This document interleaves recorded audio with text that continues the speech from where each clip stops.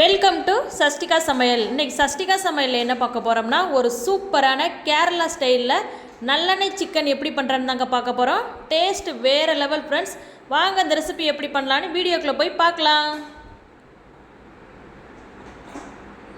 நல்லெண்ணெய் சிக்கன் பண்ணுறதுக்கு ஒரு பேனில் 2 டேபிள் ஸ்பூன் மல்லி ஆட் பண்ணிக்கலாம். 1 டேபிள் ஸ்பூன் மிளகு, 2 துண்டு பட்டை, 3 கிராம்பு, ஏலக்காய், 10 வரமிளகாய் ஆட் பண்ணி நல்லா வாசனை வர அளவுக்கு நல்லா வறுத்து எடுத்துக்கலாம். இப்போ பாருங்க நல்லா வறுபட்டுருச்சு. இதை மிக்ஸி சாருக்கு மாற்றி கொஞ்சமாக தண்ணி ஊற்றி பேஸ்ட்டாக அரைச்சி எடுத்துக்கலாம். பாருங்க ஃபைன் பேஸ்ட்டாக அரைச்சி எடுத்தாச்சு. இப்போ சிக்கன் ரெடி பண்ணிடலாம்.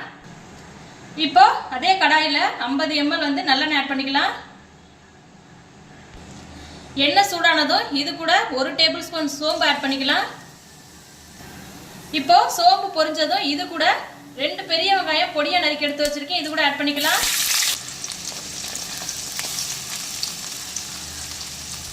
இப்போ இது கூடவே 1 கொத்து கருவேப்பிலை ஆட் பண்ணி நல்லா பொன்னிறமா வதக்கிக்கலாம்.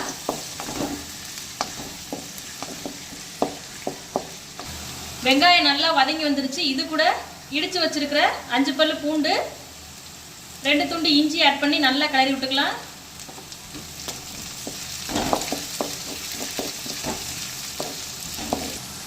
இஞ்சி பூண்டோட பச்சை வாசனைலாம் போய் வந்துருச்சு. இப்போ இது கூட 2 பழுத்த தக்காளி ஆட் பண்ணி நல்லா கிளறி விட்டுக்கலாம்.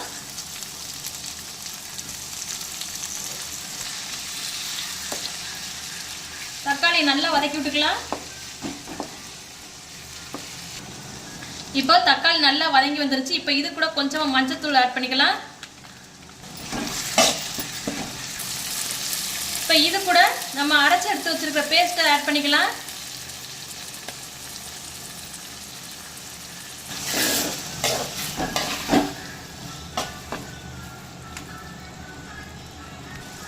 இப்போ இதை 2 நிமிஷத்துக்கு நல்லா கிளறி விட்டுக்கலாம். இப்போ 2 நிமிஷம் ஆயிடுச்சு. இப்போ இது கூட க்ளீன் பண்ணி வச்சிருக்கிற சிக்கன் ஆட் பண்ணிக்கலாம்.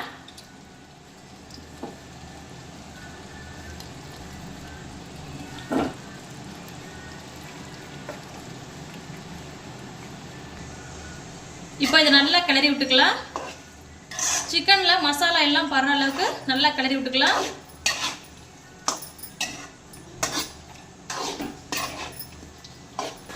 இப்போ இது கூடவே சிக்கனுக்கு தேவையான அளவு உப்பு ஆட் பண்ணிக்கலாம்.